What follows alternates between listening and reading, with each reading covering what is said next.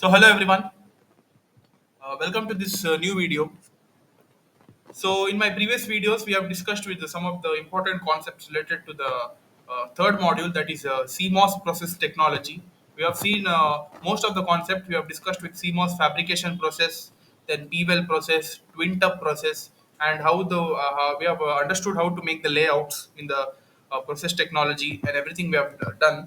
And we have seen with one example about how to create the layouts and some of the important design rules also we have discussed, that is layout design rules in my previous video, that is micron rules, beta or gamma rules, and lambda rules. Okay, so that lambda based design rules, in that we have an important concept which I'm going to do it in this video, that is lambda based p-well rules. Okay, so that concept is very important because this is a multiple time repeated question, and this they might be asking for the exam as well. That is lambda based P-well rules. So now let us see this. In CMOS design, lambda-based rules provide scalable design rules that adapt to different process technologies. These rules are expressed in terms of lambda, which is a unit equal to the half of the minimum feature size of the particular technology. For example, zero point 0.6 micrometer process or lambda equal to zero point 0.3 micrometer. So these rules guide layout designers in placing and sizing features to ensure reliable circuit fabrication. Okay, so the design considerations are feature sizes, separations, and overlaps.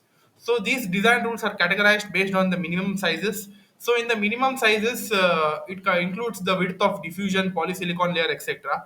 That is, if you want to build any layout, so the size of the diffusion layer and the polysilicon layer must be of the minimum width and length, and also it won't. We should be giving a constant value to it. We should not be changing their values. Okay, the width and length of the diffusion and polysilicon layers should be nearly equal and should not be varied with respect to the change in the layouts. Okay, it should be remaining constant for the complete layout interpretation. Okay, next is clearances. Clearances between different regions. So the clearances means the if you they should not be adding any extra metal layers or extra polysilicon or diffusion layers in order to provide any overlapping between the components during the connections. Okay, so they should be separate gapping, spacing, and the clearances would be referring to that gapping and spacing which is required in order to form a systematic layout in order to provide any other overlapping. Okay, next is overlap requirements for proper operation and connectivity. So overlap requirements, as I've told you just now, for in the under clearances, the uh, disadvantage of any overlap.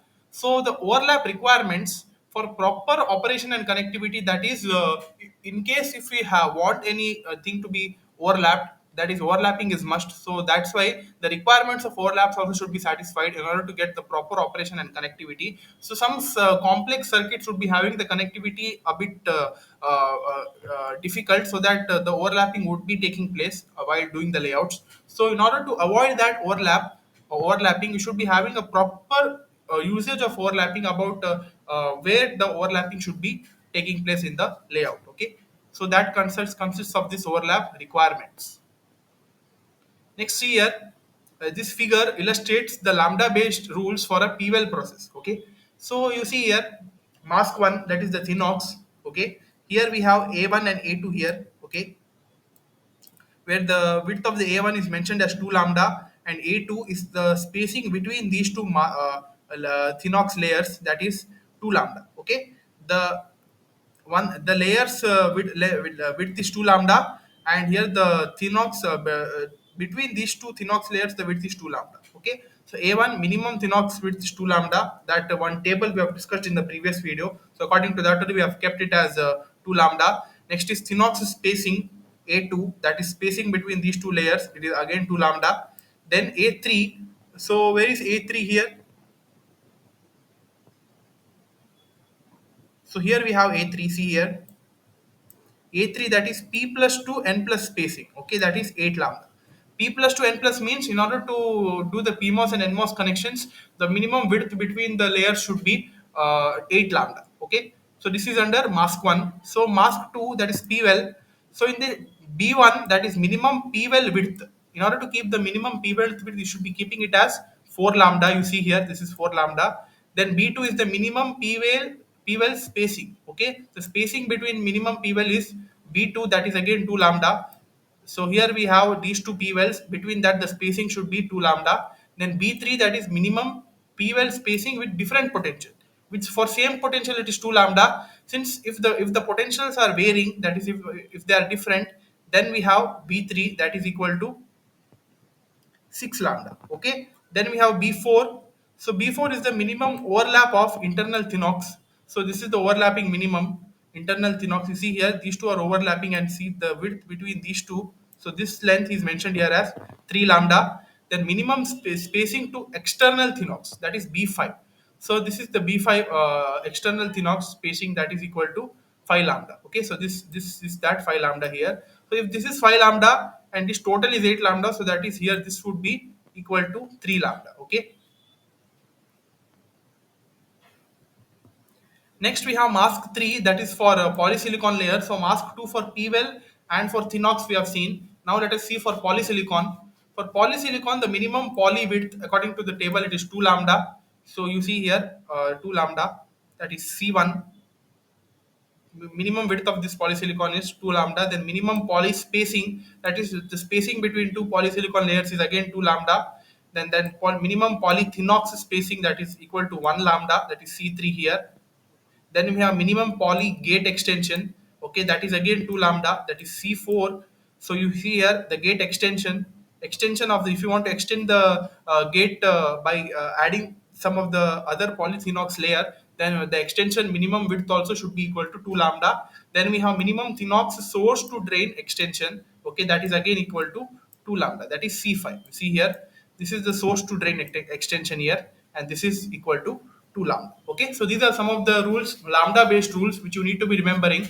Okay, if you write these much things, mask 1, mask 2, mask 3 with the neat diagram under lambda based rules for a PWell process, so you would be getting marks. That is, mask 1 consists of the thinox or the diffusion region between two thinox, the minimum thinox width spacing, and P plus to N plus spacing, and all everything if you mention in all the masks, that is thinox, PWell and polysilicon, you would be getting marks. Okay, so then we have here for P plus mask 4.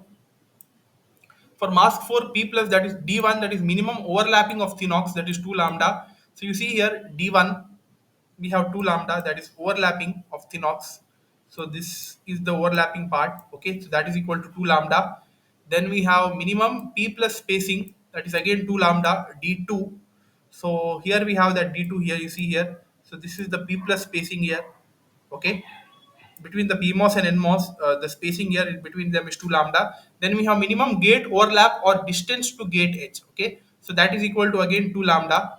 D3, distance to gate edge or gate overlapping, that is 2 lambda. Then we have minimum spacing to unrelated thinox. Okay, that is D4, that is also equal to 2 lambda. Okay, mask 5 is the contact, that is E1 minimum contact area, that is 2 lambda cross 2 lambda, that is length and width. You see here E1 2 lambda and 2 lambda. Then we have minimum contact spacing, that is again 2 lambda E2. So this is the contact spacing. So this region where the we have the shaded region like boxes, right? So that is the contact. Okay, so that contact spacing also should be equal to 2 lambda. Then we have minimum overlap of poly or thinox over contact, that is equal to 1 lambda, that is E3. You see here minimum overlap of poly or thinox. So this polysilicon layer and the thinox overlapping between the contact cuts. Okay, over the contact is its region, its width should be equal to lambda. Then we have E4, that is minimum spacing to gate poly, that is 2 lambda. So you see here E4.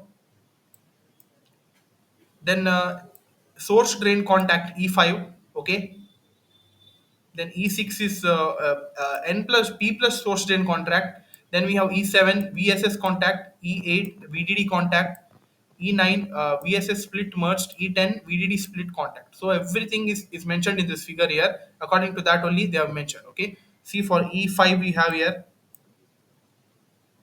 So this is 3 lambda,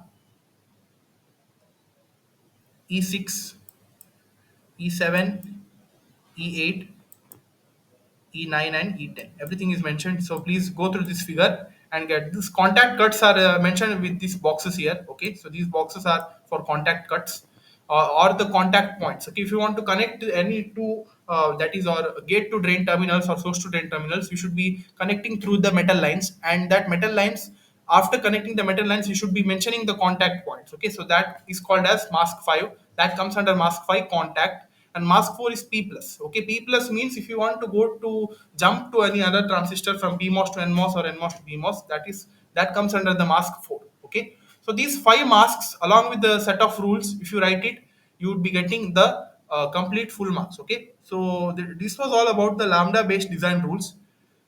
Okay, so these are some of the major issues, okay, of this lambda based rules. We have well spacing and separation. Under that, we have outer clearance, inner clearance, Sinox restriction, P-well grounding. Under this well spacing, you read this, you will be coming to know. Okay. Then again, transistor formation rules. This I've already told you that is transistor is formed where polysilicon crosses the thin oxide or the diffusion layer. When the transistor is when the polysilicon crosses the thin oxide or the formation layer or the thin oxide layer, the transistor is formed. This I already told you. This defines the gate diffusion under Thinox, which becomes source drain. Okay, gate extension. Poly must extend the gate up to the range of 1.5 lambda to 2 lambda beyond diffusion to avoid any shorts. Okay, that is to avoid any other overlapping. Thinox extension, it must extend 2 lambda beyond gate poly for proper source drain diffusion. Then the spacing rules and minimum poly over Thinox overlap is width should be equal to 2 lambda. Okay, then these are about the contacts, poly doping, gate edging, guard rings, and all some other theory stuffs. Okay, so this is one simple layout they are mentioned for a two-input NAND gate. Okay, using lambda-based rules, which and all I've discussed right now. Using that lambda-based rules here, they have constructed the layout of a two-input NAND gate. If you observe here very carefully. Okay, so these A and B are the input lines. Okay, and these boxes indicate the contacts. Okay, of the metal layers, and the outer boxes indicates uh, uh, the metal wire in order to use the in order to, which is used to connect the components, that is from source to drain or drain to source, all the connections, which is by seeing this schematic the layout is done. Okay, yeah. So this was completely about the lambda based design rules. Hope you understood. And if you write this much, you will be getting marks. Okay, all these five masks along with the simple diagram and mentioning its minimum width, everything if you write, you will be getting uh, if the question comes for 10 marks, you would be getting 10 marks. Okay, so write this much, and this note should be available in the description. Go and access it. So that's all for this video, guys. So this chapter is over. Module 3 is not over. We have some other concepts which comes under the module 3 itself that we are going to discuss in the upcoming videos. So stay tuned, guys. Hope you understood the video, and uh, if you understood, then if this content is very useful to you all, please share these videos with your friends. Okay, so that's all, guys. Thank you.